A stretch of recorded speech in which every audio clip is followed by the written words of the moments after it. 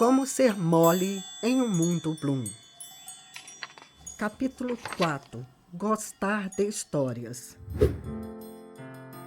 Ela está pronta para mudar a sua vida para sempre. Bem, mais uma vez eu com o meu cachorro Tubarão, a caminho da penitenciária feminina do Gama, cidade próxima de Brasília. Bem que eu poderia estar com a gatinha Mia, que Leopold e Molly Bloom têm em sua casa 7 da Rua Eccles, na Irlanda. Mas não, preferi estar neste podcast com Tubarão. Ele me faz sentir meio Tintim, personagem de ficção criado por Hergé em 1929, que saía atrás de suas notícias com seu cachorro Milou. E com Tubarão estava meio imersa entre uma onda de ficção e realidade. Se não acompanhou o primeiro episódio, falo que teríamos que contar ao final uma história em 1 minuto, em fluxo de consciência, técnica usada por Joyce no capítulo final do livro Ulisses, Penélope, em que Molly Bloom conta para o leitor o que se passou na narrativa. Coisa velha, desagradável. E ele olhando na cara dela, a sua trança de cabelo postiço que ela usava. E vaidosa na sua aparência feia.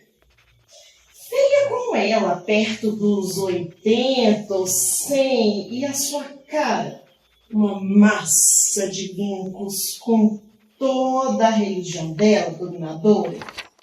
Isso parece simples, mas nem tanto quando a gente se vê diante de uma plateia e nem sabe por onde começar. Pedi que as mulheres me contassem uma história real ou fictícia para nos apresentarmos naquele primeiro encontro. Vi que as histórias estavam seguindo um curso de sofrimento e desamparo, talvez pela condição de encarceradas, e eu desejava explorar outros afetos para construir novas histórias. Nunca me passara pela cabeça o que significava beijar. Até que ele enfiou na minha boca a sua língua. A boca dele era adocicada, jovem. Eu levantei meu joelho para ele umas vezes para aprender o jeito. O que foi que eu disse para ele? Que eu estava noiva, por diversão. O que chamo de história em 1 minuto é, na realidade, um recurso para ser trabalhado em comunidades vulneráveis. Nem todos conseguem ler um livro e ficam afastados de histórias fantásticas. Mesmo pessoas que têm letramento alto têm dificuldade para ler a história de Joyce. E as rodas literárias facilitam esse processo. Acredito, se nos colocarmos como parte da história, mesmo que em pensamento, conseguimos reativar emoções propostas pelo autor, de forma até interativa. Quem lembra do nome lá do meu livro? Uma história em 1 minuto. Um livro em 1 minuto. Se ficar difícil, vocês falam, pode parar e vamos começar por outro ponto. O importante é que a pessoa comum consiga entender a história. O livro Ulisses é uma mistura de ficção e realidade, de quase 1000 páginas. É baseado nas aventuras homéricas de Ulisses, herói na Guerra de Troia, que volta para casa depois de 10 anos para encontrar Penélope. Conta muito da realidade do autor James Joyce e das pessoas que viveram em sua época, a despeito de ter como pano de fundo essa grande aventura, que na realidade é vivida em coisas simples do cotidiano. De fato, essa mescla de ficção e realidade traz grande magia para o livro e o torna motivo de muita pesquisa. Alguns se sentiram tão invadidos com o atrevimento de Joyce em contar histórias reais que pediram a censura do livro, com receio de serem identificados.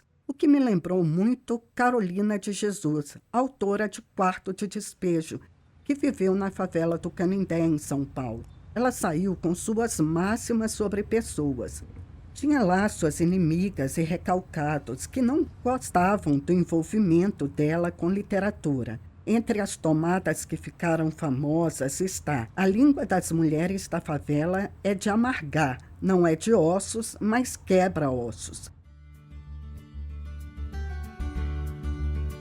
Carolina, uma biografia, um livro publicado pela editora Malê, e ele conta a história de uma escritora mineira que nasceu numa cidade chamada Sacramento, em 1914, e em São Paulo ela viveu numa favela chamada Favela do Canindé. Era catadora de papel, e no papel que ela catava, ela tirava cadernos que ela achava, livros. Nesses cadernos ela passou a escrever o dia a dia da favela. Essa história foi publicada em matéria de jornal, revista, virou livro em 1960, que virou um best-seller, não só no Brasil, mas no exterior. O que vou contar para vocês é a participação que tive nesta quarta-feira, 6 de dezembro de 2022, com um grupo de mulheres da Penitenciária Feminina do Gama. O que posso antecipar é que em um grupo há sempre aqueles que gostam de histórias. Então, a grande maioria já estão abertas para ouvir. O que me faz lembrar algumas cidades do interior, em que as pessoas se sentam ainda à porta de casa para ouvir histórias sobre os outros. Não é Oline não, é Orline. Confesso que entrei hoje em roda com frio na barriga, com insegurança acerca de seu Ulisses, um livro adequado para pessoas de baixo ou nenhum letramento, já que eu mesma tive dificuldade em entendê-lo. Vinha para a escola calçada, quando eu voltava descalça. E ela jogava minha sandália dentro do riacho, aí não tinha como eu pegar. Escorria muita água. A água era forte. Tirou eu da escola, porque ela não tinha jeito de estar comprando, tá na cidade quase todo dia comprando sandália. Aí desse tempo aí, eu tenho que casei que nem história, atrapalhou tudo. Né? Aí eu não fui mais para a escola, desisti de tudo. Só foi isso aí. Mas a vontade minha é de estudar, eu tenho vontade. E aprender um pouco. A cabeça dá assim, um negócio, mas... Esse é o relato de uma pessoa muito próxima que abandonou os estudos para trabalhar em casa de família. Busquei o contato dela para entender como é o processo dela com a contação de histórias. Fazer que nem eu dizer, o ABC eu leio, que é o mais fácil, é o ABC. Né? Mas o resto aí, quando eu vou para soletrar outras coisas, aí quando chega lá na frente eu não sei o que é mais. É isso aí. O que me atrapalha é isso. Eu dou conta de soletrar, mas para dizer as palavras eu não dou conta. Eu não consigo. O livro vai fundo na alma humana e demanda reflexão, pensamento crítico, e há muita informação implícita daquelas que não estamos acostumadas aqui pelos trópicos. Uma delas é estar Stephen, um dos personagens, à procura de um pai, e que Leopoldo Bloom poderia ser esse mesmo pai, no papel de homem maduro. História muito maluca que passa por Hamlet e Shakespeare. Eu sei que é exatamente na hipótese do letramento que estaria o meu calcanhar de Aquiles. Já imaginei a pergunta de que se eu desnudasse o livro dessa linguagem, eu retiraria sua natureza singular. Eu gosto das historinhas que passam na televisão, eu gosto. E a história também que passa, também no rádio, também eu gosto, né? Eu gosto, eu pego tudo, né? E agora, tanto que quando eu estou negociando, eu gravo no celular. E aí eu fico, né? Aí eu fico negociando. Como é que diz? Eu fico falando do aquele negócio que eles estão falando ali na televisão, sabe? Como que na ausência de letras, persiste os acontecimentos criados pelo autor que passaram pelas próprias palavras para serem justificáveis. Dizer que as emoções existem já antes das palavras e que as pessoas se conectam a histórias, isso é suficiente? Porque eu mesma estava recontando Ulisses por meio de outras palavras mais simples. Na Odisseia de Homero, Telêmaco, quem sabe quem é Telêmaco? É o filho. É um filho de quem? Do Ulisses. Quando a gente fala do Ulisses, de James Joyce, vocês vão lembrar de quem? Leopoldo e Mole Bloom. Qual é a diferença das duas histórias? A Molly Bloom, eu acho que é porque ela traía, né? Traía e Penélope era fiel. A história de Homero se passa em 10 anos. E a do James Joyce se passa em quanto tempo? Um dia. A Leitura no Cárcere é um programa coordenado pelo Conselho Nacional de Justiça em parceria com o PNUD, órgão das Nações Unidas. Tem também apoio do Ministério da Justiça e da Secretaria de Segurança Pública.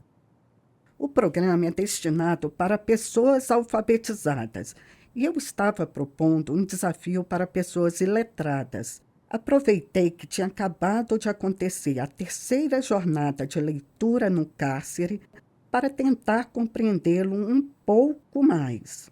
Vi, por exemplo, que eles falam muito em direito universal ao livro, quando algumas pessoas não têm acesso a ele. Também percebi que eles não se prendem a ações específicas, mas formulam políticas públicas, como se uma prática pudesse estar dissociada de outra. Trata-se de pensar e promover a leitura em prisões como prática de transformação social, o que, por sua vez, exige que cada unidade federativa, por meio dos órgãos de administração penitenciária e dos tribunais de justiça, encontre caminhos para implementar de modo efetivo. Claro que chega no momento que isso se torna um direito de redução, isso tem dado uma contribuição imensa para atrair mais gente para a prática social de leitura. Como apregoava nosso grande intelectual Antônio Cândido, né, que a literatura é um direito, é algo tão importante que precisa ser encarado, ser recebido e ser tratado como um direito inalienável para as pessoas. No mundo da causa da pessoa com deficiência, há uma premissa que se converteu em boas práticas, de que aquelas pessoas com maior grau de dificuldade têm atendimento prioritário em programa social e no mercado de trabalho. Seria o programa de leitura no cárcere um programa social? Acredito que não. É uma prática de fomento à leitura, na sua perspectiva formativa. Mas se há uma fila com 10 pessoas com deficiência e as boas práticas recomendam que se atendam primeiro àqueles com maior dificuldade, por que o programa de leitura no cárcere não busca compreender aquelas pessoas que não são alfabetizadas? A pedagoga Luana Honório explica melhor essas boas práticas no mundo da causa com deficiência. Empresas que eu conheço que, na hora de contratar, né, o funcionário PCD, eles escolhem aqueles que têm deficiências que não vão prejudicar, né, ou não vão atrapalhar em certos cargos. Por exemplo, muitas empresas deixam de contratar deficientes auditivos porque não tem profissionais dentro da empresa, digamos assim, com habilidades, que saiba Libras, que consiga entender e se comunicar com o surdo. Aí o que eles fazem? Eles contratam o que tem outro tipo de deficiência, ou seja, ao meu ver, muitas empresas elas estão contratando aqueles com deficiências menores somente para poder cumprir a cota. Então a discriminação ela pode ser intensa nos níveis inferiores da distribuição salarial, se o empregador contratar trabalhadores deficientes apenas para oferecer posições de baixa remuneração, independente das características produtivas. Por isso, nós precisamos juntos caminhar em direção a uma sociedade mais inclusiva, mais igualitária, atendendo à diversidade. Pelo programa atual de leitura no cárcere, a pessoa lê uma obra recomendada por uma espécie de conselho educacional e faz uma resenha de 30 linhas, que é corrigida por um professor. E podemos atingir o mesmo resultado, acredito, que não seja via resenha. Eu realizei 10 encontros de 2 horas para refletir sobre a escrita de Ulisses. Escolhi um livro bem distante e de uma perspectiva universal. Eu desejava uma mulher forte e não envolta nos paradigmas de sociedade patriarcal. Eu usava uma saia que se abria de lado. Eu torturei a vida que lhe saía. Uma coçadinha, eu adorava provocar aquele cachorro no hotel. Au! Au! Os olhos dele fechados e um pássaro voando abaixo de nós. Ele era tímido, mesmo assim, eu gostava dele. Como naquela manhã em que o fiz corar um pouco, quando me pus em cima dele daquela maneira. Mas Molly Bloom era uma cantora de ópera, casada com um homem comum. E Leopold Bloom não era esse homem que a gente vê usualmente por aqui. Molly Bloom, ela tinha também pouco letramento. Eles têm lá também seus casos extraconjugais. Então a Molly representou na literatura daquele momento, e eu acho que representa até hoje, um pouco esse movimento da mulher que toma posse de certos direitos, de certos lugares, a mulher que vira protagonista, né, personagem principal da sua própria vida. E eu acho que isso nunca vai deixar de ser importante. Eu acho que isso ainda é uma questão muito séria para nós hoje. Por outro lado, eu acho legal também a gente ver, agora não falando só da Molly, que o casal Bloom tem uma história e um relacionamento muito complicado.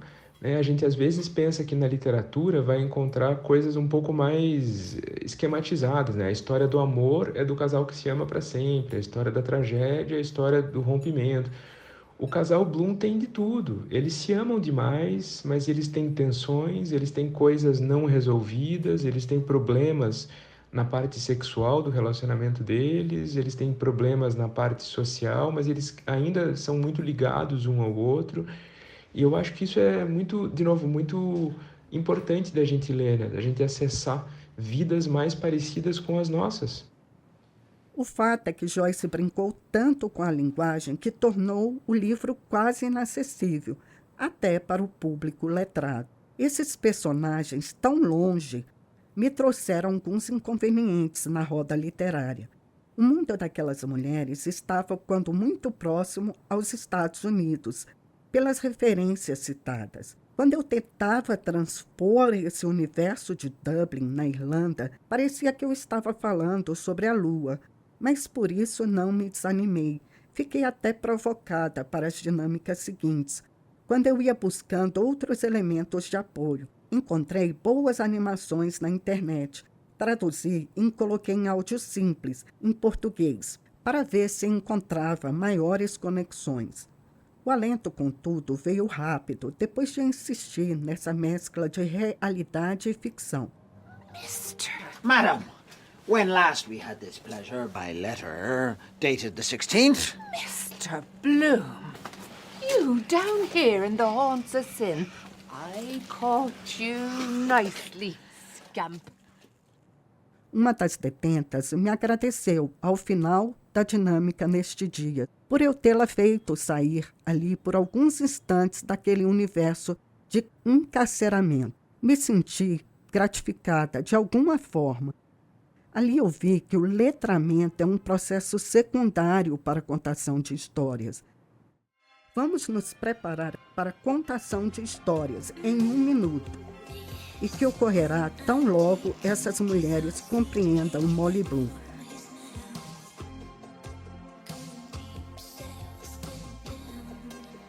Abraços e até o próximo podcast.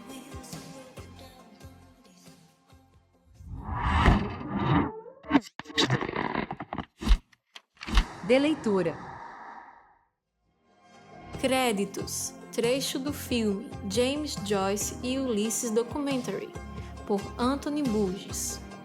Leitura no cárcere do Jornada do Conselho Nacional de Justiça, CNJ. E Quem foi Carolina de Jesus, por Tom Farias. Entrevistadas, Alvenice dos Santos, Luana Honório e Caetano Galindo. Participação, detentas da penitenciária do Gama, em Brasília. Músicas, A Hora da Estrela, de Pato Fu, The Adventure of Tintin, John Williams, The Sensual World, de Kate Bush. Direção, locução e montagem, Catarina França. Trechos do Moulin Blues Move, por Augusto Niemeyer. Finalização de áudio, 4º ponto audiovisual.